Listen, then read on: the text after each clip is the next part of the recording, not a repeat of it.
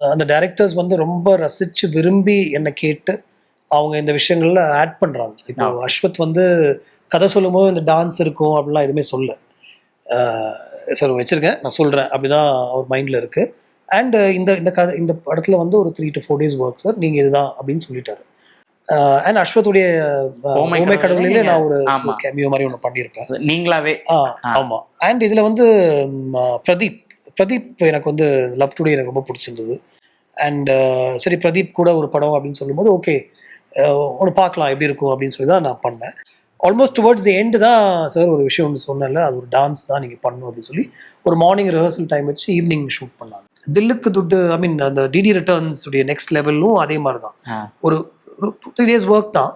But அதுலேயும் வந்து ரொம்ப ரசிச்சு சார் உங்கள் படங்கள் மாதிரி இது நீங்கள் பண்ணணும் அது பண்ணணும் அப்படின்னு சொல்லி பிரேம் சந்தானமும் வந்து ரொம்ப கேட்டு பண்ணாங்க.